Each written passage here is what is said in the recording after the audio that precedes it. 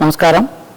Brampton Guruvayurappan ക്ഷേത്രത്തിലെ 2025 തിരുവുത്സവം June 27 വൈകുന്നേരം ശുദ്ധിക്രിയകളോടുകൂടി ആരംഭിച്ച് ജൂലൈ 1 പ്രതിഷ്ഠാപന മഹോത്സവത്തോടുകൂടി അവസാനിച്ചു.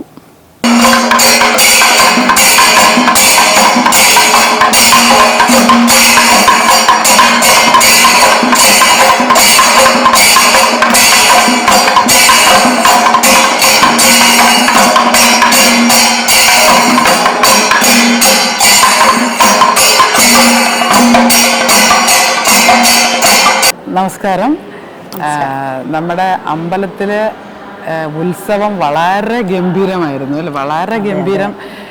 ഇത് നമ്മളെ നാട്ടിലൊക്കെ നമ്മൾ കാനഡയിൽ വന്നിട്ട് മിസ് ചെയ്തുകൊണ്ടിരുന്ന ഒരു കാര്യമാണ് ഉത്സവങ്ങൾ.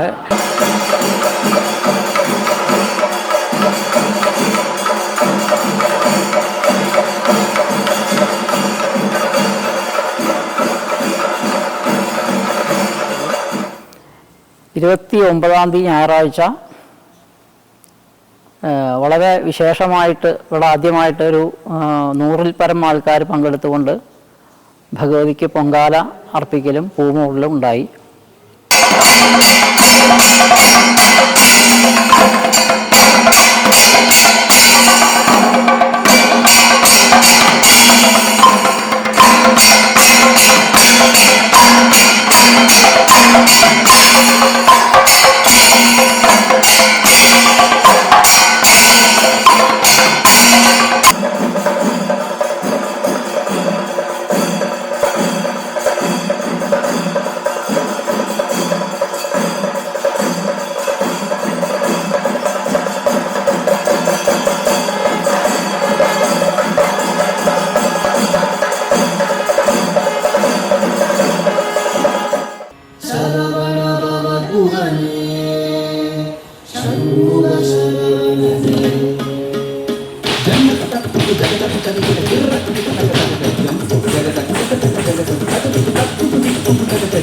കാത്തിരിപ്പൂ കാച്ചിലമ്പിൻ നാദം കേൾക്കാൻ ആർത്തി തീർക്കും ഹരിരൂപം പാർത്തു നെഞ്ചിൽ ചേർത്തു വയ്ക്കാൻ നീറി നീറി പുകയുമെൻ മാനസത്തിൽ ഭുവനോ